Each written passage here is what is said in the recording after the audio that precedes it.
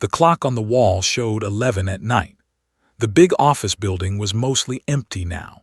Only the security guard at the front desk and a few people working late on the upper floors remained. But on the 12th floor, a woman pushed her cleaning cart down the long hallway, just like she did every single night for the past 7 years. Her name was, she was 52 years old with gray streaks running through her dark hair that she always kept tied back in a neat bun. Her hands were rough from years of work, and her feet ached from standing for hours. But she never complained. That was not who she was. Worked as a janitor at Sterling Financial, one of the biggest investment firms in the city. The building had 20 floors of shiny marble, expensive furniture, and people in fancy suits who made more money in 1 month than made in 5 years. She cleaned their offices, emptied their trash cans, wiped down their desks, and scrubbed their bathrooms. And not once in all those 7 years did any of them learn her name. To them, she was invisible, just the cleaning lady who came after they left, someone who existed in the background like the potted plants in the lobby or the water cooler in the break room. Did not mind being invisible. In fact, some days she preferred it. It gave her time to think. It gave her peace. And most importantly, it gave her a paycheck that kept a roof over her head and food on the table for her grandson. His name was, he was 12 years old with curious eyes and a smile that could light up the darkest room, was the reason woke up every morning. He was the reason she worked double shifts when she could get them. He was her whole world. Came to live with 4 years ago after his mother passed away. Daughter Sophia had been sick for a long time. Cancer. The kind that takes everything slowly, piece by piece, until there is nothing left. Had watched her only child fade away in a hospital bed, holding her hand until the very end. After Sophia died, there was no one else to take care of. His father had left when was just a baby. So stepped in, even though she was already struggling to make ends meet. She sold the few nice things she owned, moved to a smaller apartment, and took on extra hours at work. She did whatever it took. Because that is what you do for family. Tonight, finished cleaning the executive floor and made her way to the corner office.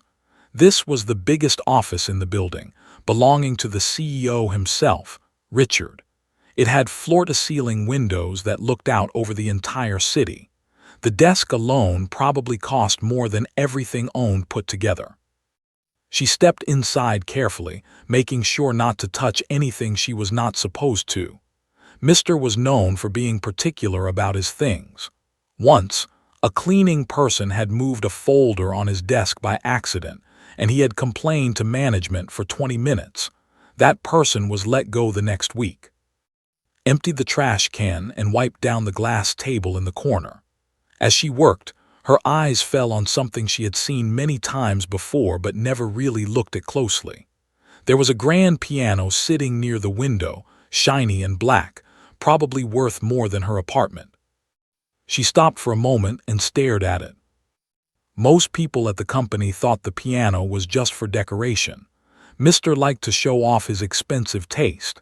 He held parties in this office sometimes, and the piano made him look cultured and sophisticated. Had heard he paid someone to come play it once or twice a year for special events. But too, that piano was not just a piece of furniture. It was a ghost from another life. A life she had buried so deep that sometimes she wondered if it had been real at all. You see, was not always a cleaning lady. 40 years ago, in a different country and a different time, she had been someone else entirely. She grew up in Ayres, Argentina, in a small house with a leaky roof and parents who worked 3 jobs between them. They did not have much, but they had music. His grandmother had an old piano that she kept in the living room, and she taught to play before she could even read. Was a natural. By the time she was 10, she could play pieces that adults struggled with. By 15, she was accepted into one of the finest music schools in the country on a full scholarship. Her teachers said she had a gift. They said she could be great. And for a while, it seemed like they were right. Spent her days practicing until her fingers bled. She learned the classics. She performed at small concerts. She won competitions. By 22, she was preparing for her big debut at a famous concert hall in Ayers. It was supposed to be the beginning of everything. But life does not always go the way we plan. 1 month before her debut's father got very sick. Her mother could not afford the medical bills on her own. Had a choice to make. She could stay and chase her dream, or she could help her family survive. She chose family. She always chose family. Dropped out of music school and took a job to help pay the bills. Her father recovered, but by then the window for her career had closed. The music world moves fast and it does not wait for anyone. Other pianists took her place. Other names filled the programs, became a forgotten almost was. A few years later, she met a kind man named Roberto, fell in love and got married. They had Sophia. Life was simple but good. Then Roberto got a job offer in America and they decided to start fresh in a new country. But America was harder than they expected. Roberto's job did not last. They struggled with the language, the culture, the cost of living. Roberto worked in construction until his back gave out. Cleaned houses, then office buildings. The piano became a distant memory, something she could not afford to think about. Roberto passed away 8 years ago from a heart attack. He was only 55. Now it was just getting by the best they could. She stood in Mistress' office, staring at that beautiful grand piano, and felt something stir inside her chest. It was a feeling she had not allowed herself to feel in a very long time, a mix of longing and sadness and something else she could not name. Her fingers twitched at her sides, almost like they remembered what her mind tried to forget. She took a step closer to the piano, then another. Before she knew it, she was standing right next to it, close enough to touch. The keys were perfect, white and black, smooth and cool. She reached out her hand, her rough fingers hovering just above them. One touch, just one, what would it hurt? But then she heard footsteps in the hallway. Someone was coming. Pulled her hand back quickly, grabbed her cleaning cart and hurried out of the office. Her heart was beating fast, and she did not know why. She was just a janitor. That was all she was now. The piano, the music, the dreams, those belonged to someone else, someone she used to be a long time ago. She pushed her cart toward the elevator and did not look back. But that night, as she rode the bus home through the dark city streets, could not stop thinking about those keys, about the way they used to feel under her fingers, about the music that used to pour out of her like water from a spring. She wondered if it was still there, somewhere inside her. She wondered if some things ever truly die, or if they just wait quietly for the right moment to wake up again.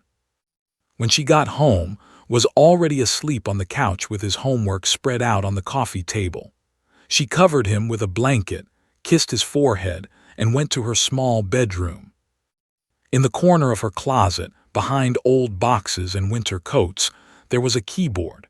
It was dusty and outdated, something she had bought years ago at a garage sale and never opened. Looked at it for a long moment. Then she closed the closet door, turned off the light and went to bed. But sleep did not come easy that night. Something had been stirred awake, and deep down knew it was not going to stay quiet for long. 2 weeks passed since that night in Mistress' office, continued her routine like nothing had happened. She woke up early, made breakfast for, walked him to the bus stop, then came home to sleep for a few hours before her evening shift. It was the same pattern she had followed for years. Safe, predictable, invisible. But something had changed inside her, even if she did not want to admit it. Some nights, after coming home from work, she would stand in front of her closet and stare at the dusty keyboard hidden in the corner. She never touched it. She just looked at it, like it was a door she was afraid to open. Then one Thursday evening, everything changed. Arrived at work a little earlier than usual. She had to cover for another janitor who called in sick, which meant she had extra floors to clean. She did not mind. Extra hours meant extra money and needed new shoes for school. She started on the 15th floor and worked her way down. By the time she reached the 12th floor, it was almost 9 o'clock. Most of the employees had gone home, but she noticed that the big conference room at the end of the hall still had its lights on. She could hear voices inside. Knew she should wait until the meeting was over before cleaning that room. But she also knew that her supervisor expected everything to be done by midnight, and she was already running behind. So she decided to just slip in quietly, empty the trash cans near the door, and leave without disturbing anyone. She pushed her cart to the side and opened the door as softly as she could. Inside, about 15 people sat around a long table. They were all executives, dressed in expensive suits and silk ties. At the head of the table sat Mr. himself, leaning back in his chair with a glass of something in his hand. He was a tall man in his early 60s, with silver hair and the kind of confidence that comes from never being told no. Kept her head down and moved toward the trash can near the entrance. She hoped no one would notice her. But she was wrong. "Well, well," Mistress' voice cut through the room. "Look who decided to join our meeting." Froze, she looked up and saw that everyone at the table was staring at her. Some of them had amused smiles on their faces. Others looked uncomfortable. "I am sorry," said quietly. "I did not mean to interrupt. I will come back later." She turned to leave, but Mr. spoke again. "No, no, please stay. We were just discussing the company gala next month. You know, the big charity event we throw every year." He took a sip from his glass. "We are planning a talent show this time. Employees can sign up to perform, and we will raise money for some cause or another. Very heartwarming stuff." A few people around the table chuckled. Was not sure why he was telling her this. She just wanted to leave. "So what do you think?" Mr. asked, his eyes fixed on her. "Should we let the help participate too? Maybe you have a hidden talent we do not know about." More laughter, louder this time. Felt her face grow hot. She gripped the handle of her cart tightly and said nothing. A man sitting to Mistress' right decided to join in. His name was, and he was the CEO's personal assistant. He was younger, maybe 35, with slick back hair and a smile that always seemed fake. "Come on, do not be shy," said. "What is your talent? Mopping, scrubbing toilets. Maybe you can put on a little cleaning performance for us." The room erupted in laughter.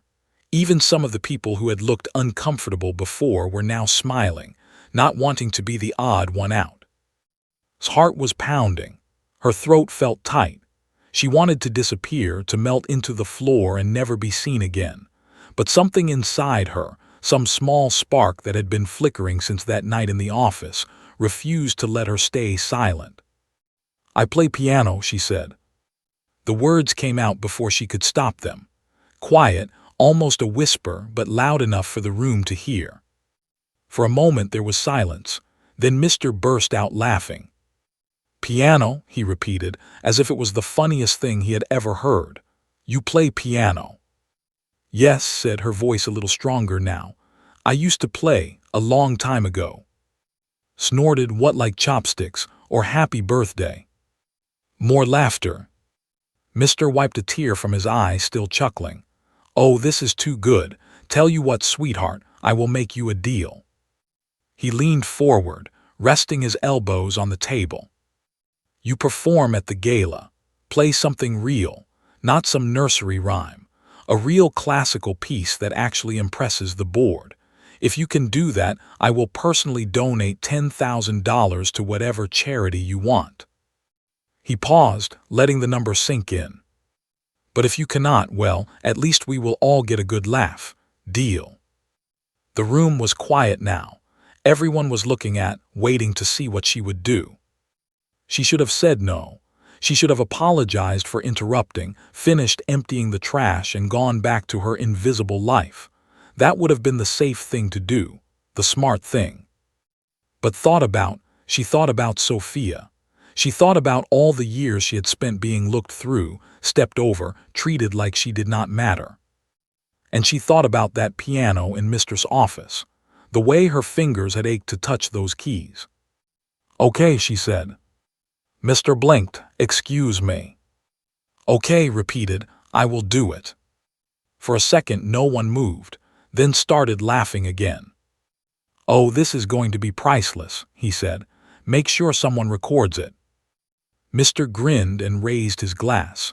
"You heard the lady. We have our first act for the talent show. Let us give her a round of applause."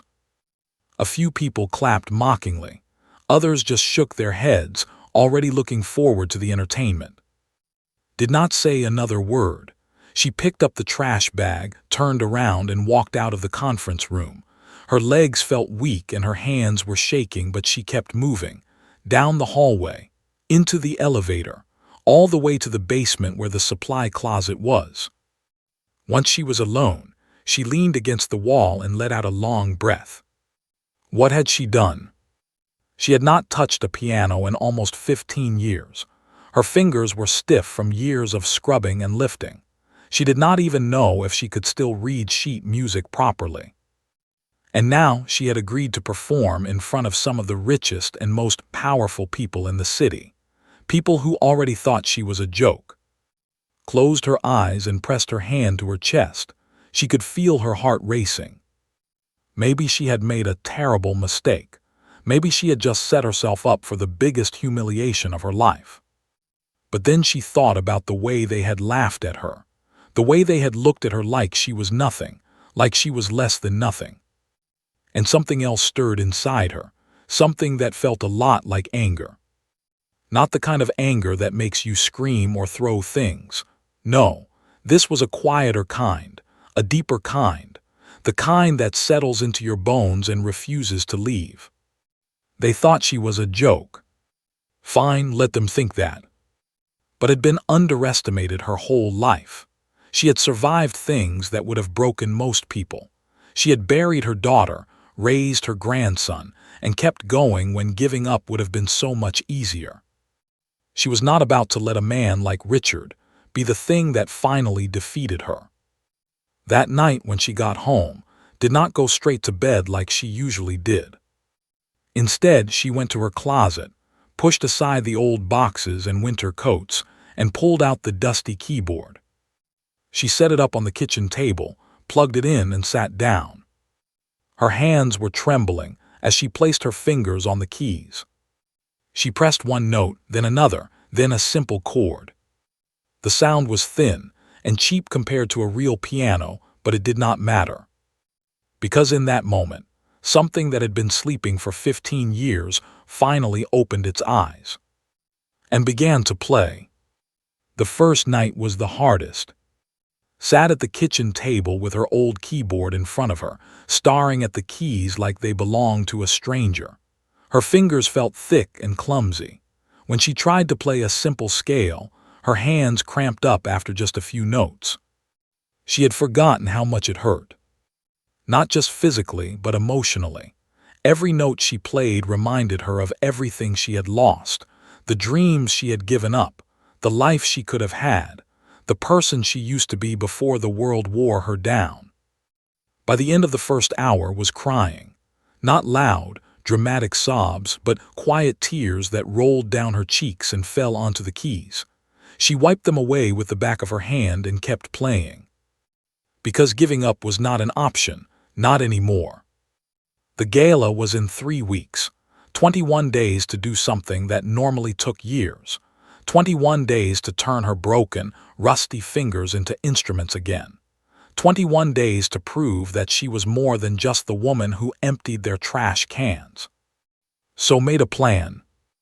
Every night after her shift, she would come home and practice for at least 2 hours. It did not matter how tired she was. It did not matter if her hands ached or her eyes burned from exhaustion. She would sit at that keyboard and play until she could not play anymore. The first week was brutal. Her fingers refused to cooperate. Notes that used to flow naturally now came out choppy and uneven. She made mistakes on pieces she had once played perfectly. Her left hand was weaker than her right, and her timing was all wrong. But slowly, very slowly, things started to come back. Muscle memory is a strange thing. The brain might forget, but the body remembers. Anne's hands had spent thousands of hours on piano keys. They knew the patterns, the movements, the feeling of each chord and melody. They just needed time to wake up. By the end of the first week, she could play through a full piece without stopping. It was not good. It was not even close to good, but it was a start. Notice something was different. He was a smart kid, always watching, always paying attention. He saw his grandmother staying up late every night. He heard the soft sounds of music coming from the kitchen after he was supposed to be asleep. One night he got out of bed and walked quietly down the hall. He stood in the doorway of the kitchen and watched as played. Her eyes were closed, her body swaying gently with the music. She looked like a completely different person, not tired, not worn down, alive. Opened her eyes and saw him standing there. She stopped playing immediately. "What are you doing up? You have school tomorrow." "What are you doing?" he asked. Looked down at the keyboard, then back at her grandson. She had never told him about her past.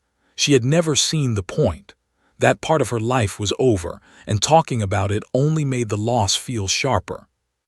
But looking at his curious face, she realized that maybe it was time. "Sit down," she said softly. "I want to tell you a story." Sat across from her at the table and told him everything. About growing up in Argentina. About her grandmother teaching her to play. About the music school and the competitions and the debut concert that never happened. About choosing family over dreams and never regretting it, even when it hurt. When she finished, was quiet for a long moment. "So you were like famous?" he asked. Laughed softly. "No, not famous. I could have been maybe, but life had other plans." "Why did you stop playing?"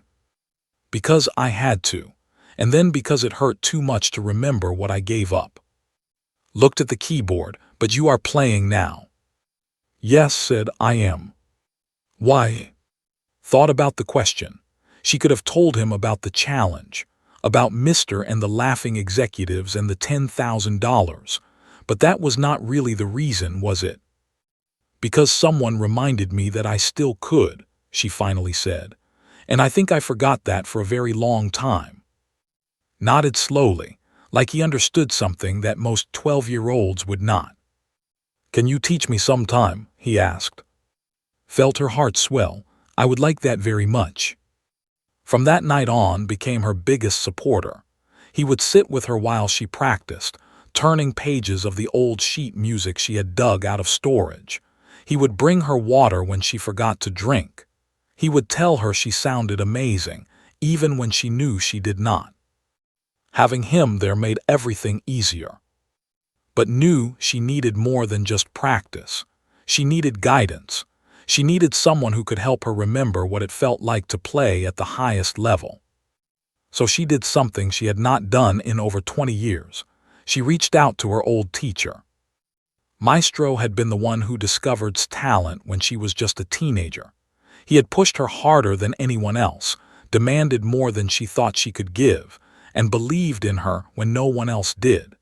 He was the closest thing to a father figure she had ever known in the music world. Found him through the internet, which helped her with. Maestro was 81 years old now, retired and living in a small town outside Ayers. But he still had the same sharp eyes and the same no-nonsense attitude. When his face appeared on the video call, burst into tears. He said, his voice crackling through the speakers, "My little prodigy, where have you been?" She told him everything. About her life in America, about Sophia and about the challenge at her job and how she had 3 weeks to prepare for the most important performance of her life. Maestro listened without interrupting. When she finished, he was quiet for a long moment. "Play something for me," he said. Positioned the keyboard so he could see her hands. She played a piece she had been working on, a Chopin nocturne that she used to know by heart. When she finished, she looked at the screen nervously. Maestro had tears in his eyes. "It is still there," he said quietly. "All of it. It never left you, you just buried it." He agreed to help her. Every night after practice, she would call him and he would listen to her play. He gave her corrections, suggestions, encouragement. He pushed her the same way he had pushed her 30 years ago. And slowly, day by day, began to transform. The other night shift workers at the building started to notice something different about her too. She seemed lighter somehow, more hopeful. Word got around about what had happened in the conference room, and people were angry on her behalf.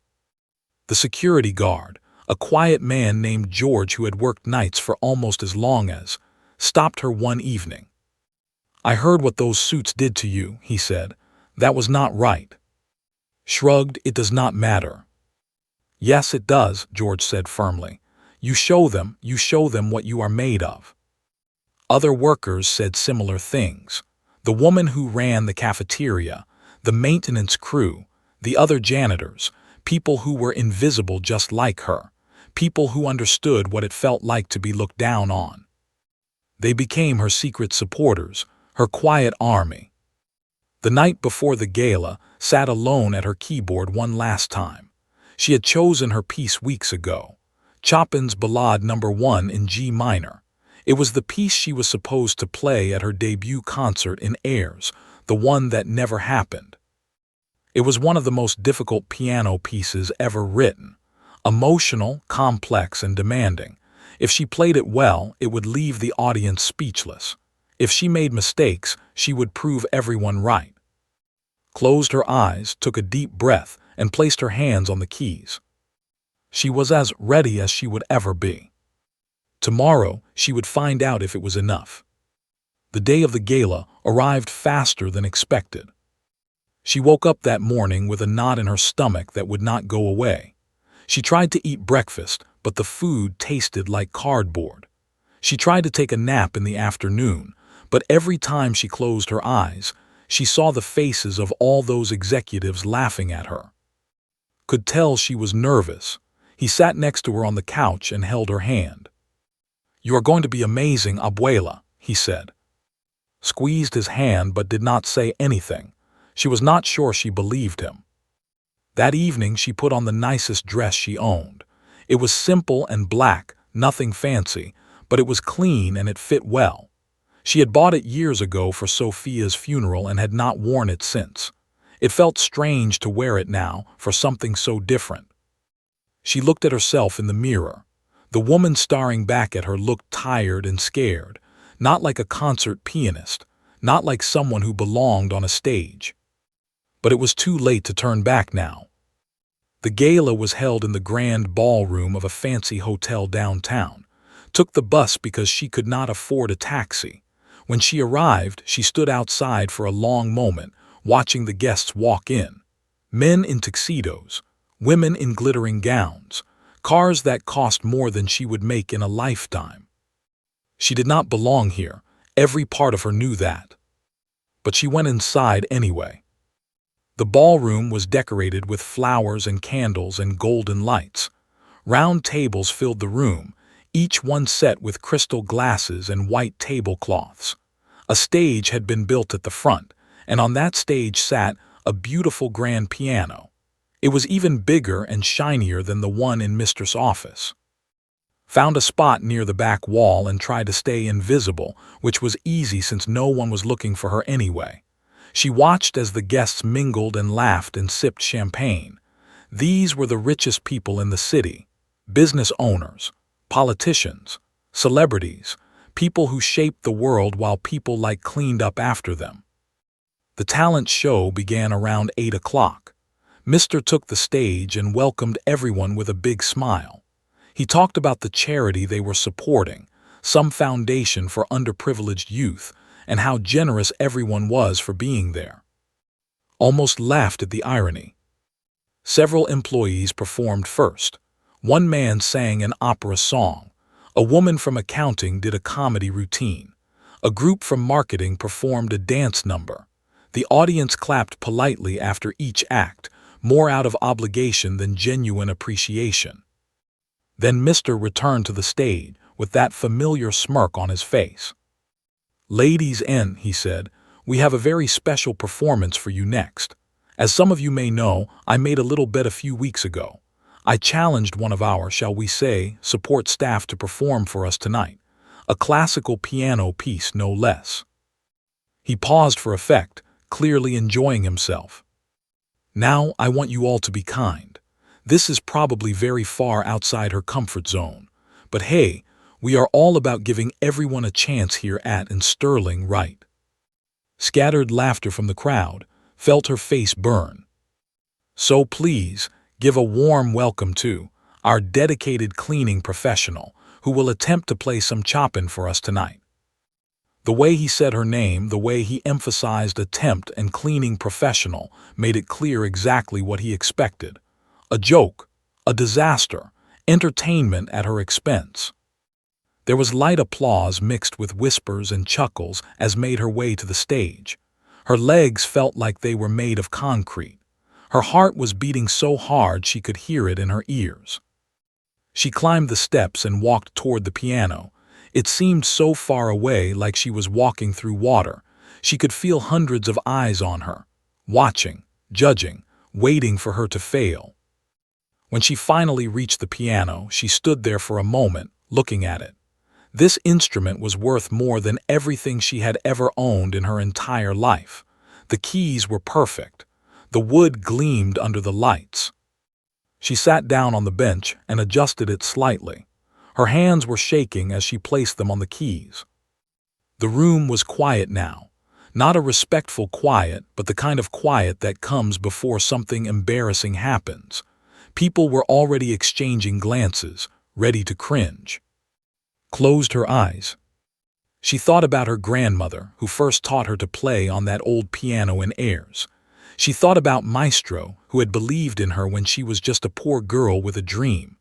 She thought about Sophia, her beautiful daughter, who used to fall asleep listening to her mother play. She thought about who was probably at home right now, praying for her. She thought about all the years she had spent being invisible, being overlooked, being treated like she did not matter. And then she stopped thinking altogether. Her fingers touched the keys, and she began to play. The first notes of Chopin's Ballade No. 1 floated into the air, soft and haunting. They hung in the silence like snowflakes, delicate and beautiful. Within seconds, something in the room shifted. The smiles faded. The whispers stopped. People who had been looking at their phones put them down. Conversations at the back of the room went silent. Because what they were hearing was not what they expected, not even close. Played like she had never stopped. Like the last 15 years had been a dream, and she was back in that concert hall in airs, finally getting the moment that was stolen from her. The music built slowly like a story being told. It started gentle, almost like a lullaby, but then it grew. Layer upon layer of emotion poured out of her fingers: sadness, longing, hope, anger, love, loss. Everything she had felt in her life, everything she had buried deep inside, came rushing out through those keys. Her eyes stayed closed. She did not need to see the music. It was part of her, written into her bones and her blood and her soul. The piece grew more intense, more demanding. Her fingers flew across the keys with a speed and precision that seemed impossible for hands that had spent years scrubbing floors. The piano sang under her touch, filling the entire ballroom with sound that seemed to come from somewhere beyond this world. People in the audience began to cry. They did not know why. They did not understand what was happening, but something about the music reached inside them and touched places they had forgotten existed. A woman at one of the front tables wiped tears from her eyes with her napkin. A man who had laughed during Mr.'s introduction sat frozen, his mouth slightly open. Even the waiters along the walls had stopped moving, caught in the spell of the music. And then came the final section, the most difficult part of the piece, the part that had made practice until her fingers bled. She played it flawlessly. The notes cascaded like a waterfall, powerful and unstoppable. The music rose to its peak, every emotion reaching its breaking point, and then, with one final, perfect chord, it ended. Silence. complete and absolute silence. Opened her eyes. Her hands were still resting on the keys. Her cheeks were wet with tears she did not remember crying. For what felt like an eternity, no one moved. Then someone at the back of the room started clapping, then another person, then another. Within seconds, the entire ballroom erupted into applause. People rose to their feet, one table at a time, until everyone in the room was standing. The sound was deafening. Cheers, whistles, shouts of bravo. Sat at the piano, overwhelmed, unable to process what was happening.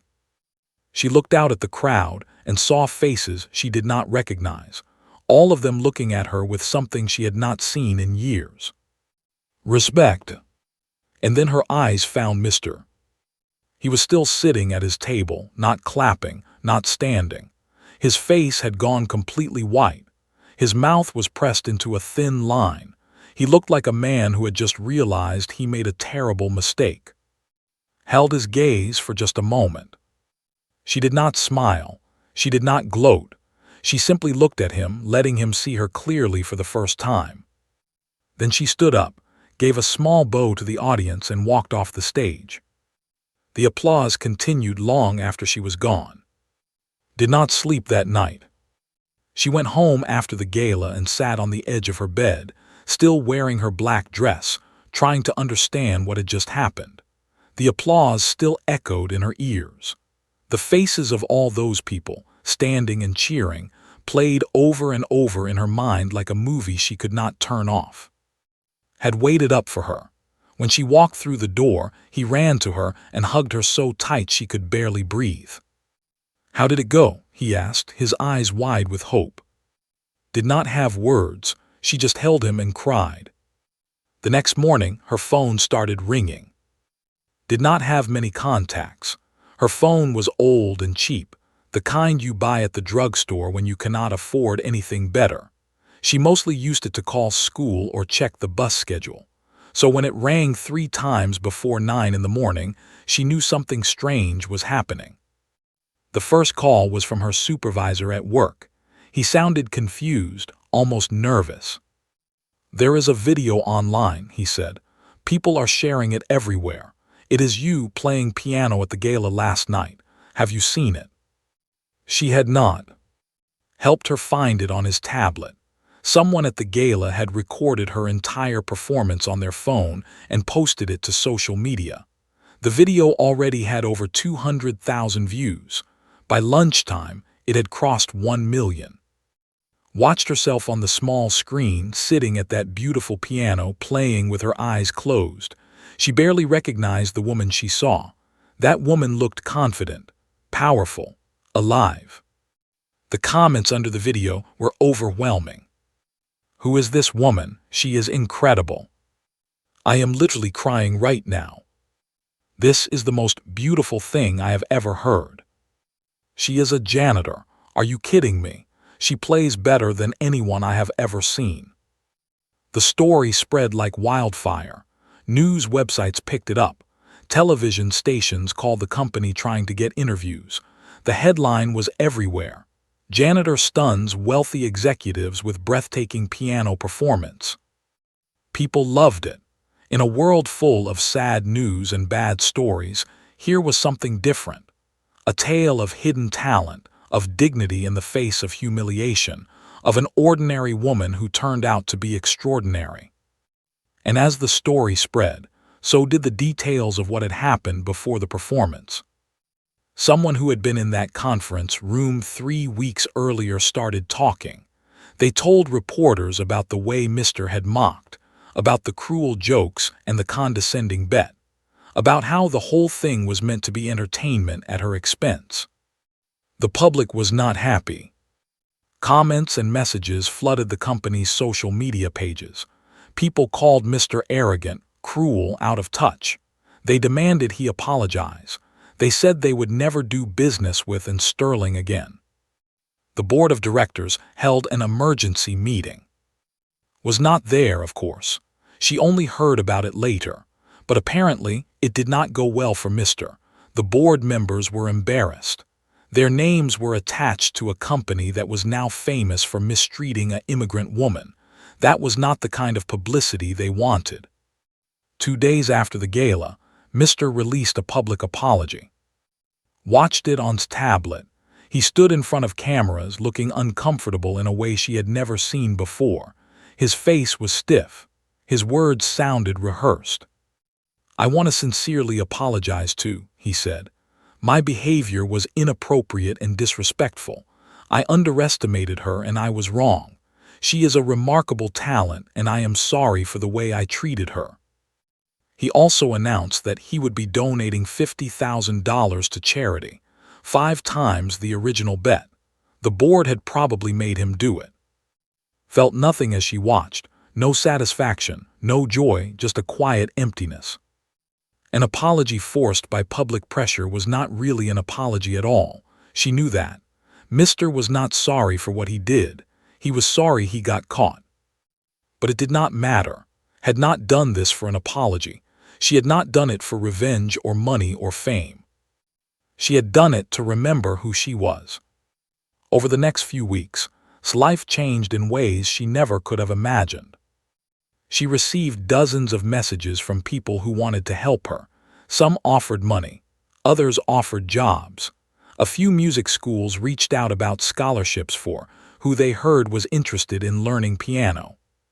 But the message that changed everything came from a woman named was a philanthropist who had been at the gala that night. She came from a wealthy family but had spent her life trying to help others. She ran a community arts center in a poor neighborhood across town, a place where kids could learn music and art for free. She invited to lunch. They met at a small cafe near his apartment. Was younger than expected, maybe in her 40s, with kind eyes and a warm smile. She did not talk down to or treat her like a charity case. She spoke to her like an equal. "I cannot stop thinking about your performance," said. "Not just because it was beautiful, which it was, but because of what it means. You have this incredible gift, and the world almost never got to see it. How many other people are out there like you? How many kids have talent but no opportunity?" Nodded slowly. She had thought about that many times herself. "I want to offer you a job," continued. "Come teach at my arts center. Share what you know with children who remind you of yourself. Help them find their gifts before life buries them." Was quiet for a long moment. "I am not a real teacher," she finally said. "I do not have certificates or degrees. I am just a cleaning lady who used to play piano." Smiled. "You are not just anything, and those kids do not need certificates. They need someone who understands what it feels like to be overlooked, someone who can show them that their dreams matter, even when the world says they do not." Thought about it for 3 days. She talked too. She called Maestro, who told her she would be a fool to say no. She prayed about it, which she had not done in years. In the end, she said yes. Did not quit her janitorial job right away. That was not who she was. She gave her 2 weeks' notice, finished every shift, and left on good terms. On her last night in Sterling, she cleaned Mr.'s office one final time. Before she left, she placed a small note on his desk. It said, "Everyone deserves to be seen." She never heard if he read it. She did not need to know. 6 months later, stood in front of a room full of children at the community arts center. They ranged from 6 to 16 years old, from all different backgrounds, all with the same hungry look in their eyes. The look of kids who wanted something more but did not know how to get it. Knew that look well. She had seen it in the mirror for most of her life. "Music is not just about notes," she told them on the first day. "It is about telling your story. Everyone has a story, and everyone's story deserves to be heard." Was in that class too, sitting in the front row, smiling at his grandmother like she was the most amazing person in the world. And maybe in his eyes she was. Every year after that was invited back to the Sterling Gala, not as a janitor, not as a joke, but as an honored guest, a featured performer, a reminder of what happens when you underestimate someone. She always accepted the invitation. not because she needed the validation, but because she wanted those executives to remember. Remember that the woman who emptied their trash cans was the same woman who brought them to tears. Remember that talent and worth are not determined by job titles or bank accounts. Remember that everyone, no matter how invisible they seem, has something extraordinary inside them. All they need is a chance to let it out. And spent the rest of her life giving that chance to others.